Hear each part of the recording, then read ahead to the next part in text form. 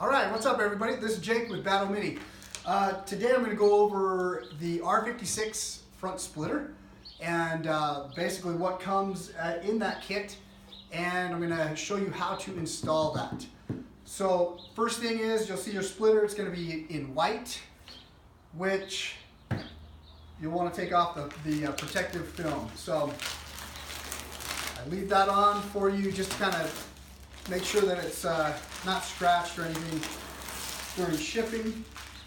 So it's easy as that. Take that off. So in this kit, the R56 kit, it's a little bit different than the R53, but they're really similar. A lot of the same components go into them. You're going to notice that you have 14 washers, okay? So 10 of these washers, I've got a 1/4 inch hole in them.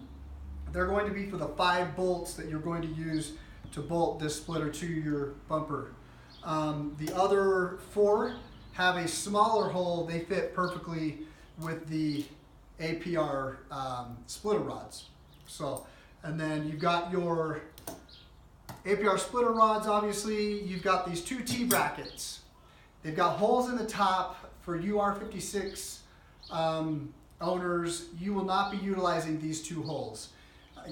You will be utilizing these little brackets, which I'll show you how to install once I get over to the car. So that'll go in just like that, and then I'll show you what's up on the next step. So that's what's in the kit. Your splitter will look a little bit different. It'll have a U channel on it to protect the tip of it. Comes undrilled so that you can basically customize where you want your mounting points, and we'll go from there. All right, so first step is we've got to pull your bumper off. Very easy to do. I'm not going to go into details on how to do that because there's plenty of YouTube videos on how to take that bumper off. So you're left with your crash bar here, and your T-bracket is what we're going to secure to your crash bar, either here and here, or wherever you want. So if you want your rods to be mounted more in the center and then come out to the sides for that kind of look, or straight down, or whatever, it's really going to be up to you. Personally, the way that I have my car, the R53, is I have them mounted over to the side and they come into the inside. So either way, it's up to you guys. So, like, whatever you like the look of. So there might be some science on whatever is stronger. I don't know that science, so it's up to you aesthetically. And also, I'm gonna show you how to do this. But I've seen people mount my splitters to their bumper with the splitter rods. Now I only send you 4 washers, to one on top of the splitter itself, and then one underneath the splitter. And the other bolt goes to the T-bracket. So if you're going to mount it to your plastic bumper, go to the hardware store and get yourself a washer for the backside. Don't rely on this tiny little nut to hold that on. Personally, I haven't tested it that way, and I'm not going to suggest that you do that because I've only ever tested it with the brackets onto the crash bar at speeds of up to 120 miles an hour, and it's held on awesome. So I can't guarantee the safety of the splitter, I guess is what I'm trying to say, if you do not mount it onto the T-bracket. But ultimately, it's your car, it's your splitter. You can do whatever you want, and just know that I'm just saying, put it on the T-bracket.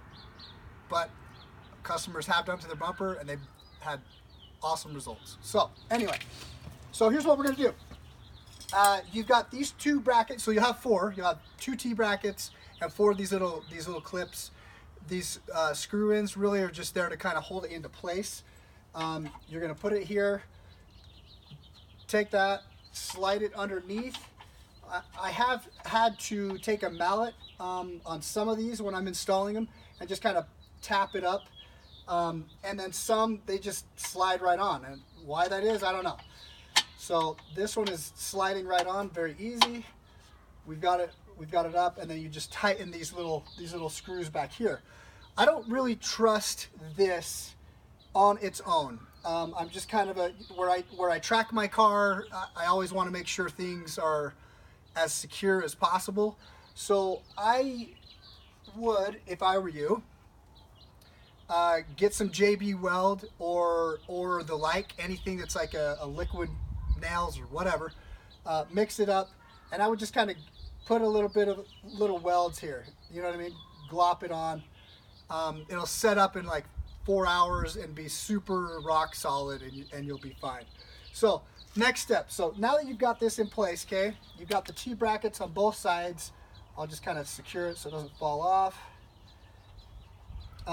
Once we've got that into place, we're now going to slide our bumper back on so that we can visualize where this hole is in relation to your grill. So let me grab this bumper. Just going to slide it into place. Just kind of have it sitting there, like wherever, you know. And then a good trick to do before you JB weld it on, you just kind of secure it into place with those little brackets, and then look down inside and say, okay, the hole is right here where the splitter rod is going to be coming out of.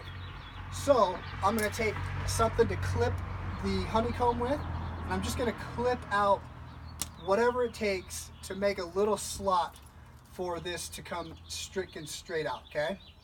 Hope that makes sense.